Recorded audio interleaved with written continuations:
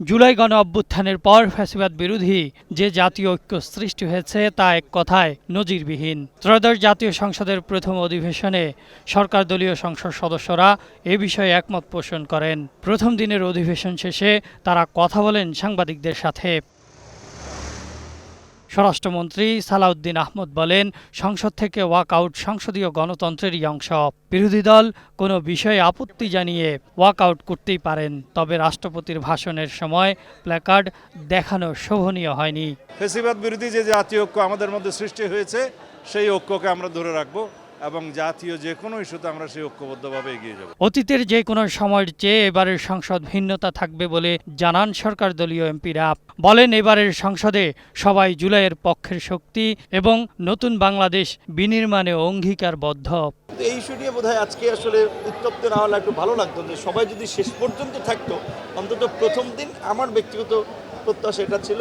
তো আশা করি সামনের দিনগুলোতে আরো দায়িত্বশীল ইনক্লুসিভ হবে। আমাদের গণতান্ত্রিক চর্চা, গণতান্ত্রিক প্রক্রিয়ার কেন্দ্রবিন্দু হওয়া দরকার। সেটা যাতে হয় আমরা সবাই চেষ্টা করছি এবং ভবিষ্যতেও সেই চেষ্টা নানাভাবেই আমাদেরকে অব্যাহত রাখতে হবে। গঠনমূলক আলাপ আলোচনার মাধ্যমে কিভাবে জন আকাঙ্ক্ষা পূরণ করা যায় সে বিষয়ে মনোযোগী থাকার কথা জানান অনেকে। ওয়াকআউট হতেই পারে, সেটা গণতন্ত্রের অংশ, সবার অধিকার আছে এবং সব সরকারি দল বিরোধী দল মিলে পার্লামেন্টকে সকল সিদ্ধান্তের কেন্দ্রবিন্দু হিসেবে পরিণত করবো ইনশাআল্লাহ। এবং আমরা বিশ্বাস করি যে আজকের এই সংসদের মাধ্যমে আমরা একটি বাংলাদেশের জনগণের সংসদ আমরা ভবিষ্যতে উপহার দিতে পারব। নির্বাচিত জনগণের প্রতিনিধিরাই জনগণের কল্যাণে সেখানে আইন পাস করবে, জনগণের কল্যাণে কাজ করবে। রাষ্ট্রপতির ভাষণের সময় ওয়াকআউটকে অপ্রত্যাশিত অনাকাঙ্ক্ষিত বলে মন্তব্য করেন তারা। বিরোধী দলও কার্যকরী ভূমিকা রাখবে। এখন একটা কনস্ট্রাকটিভ ডেমোক্রেটিক স্পেস বাংলাদেশে তৈরি হয়েছে। আজকেই it marks the beginning of a new democratic transition in Bangladesh, in parliamentary democracy, in the parliament's democratic process.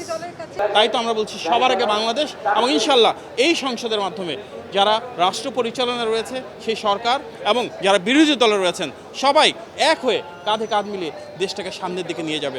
সমালোচনা থাকবে, গঠনমূলক সে সমালোচনা হবে, পর্যালোচনা থাকবে, যেখানে প্রয়োজন সেখানে প্রশ্ন তোলা হবে।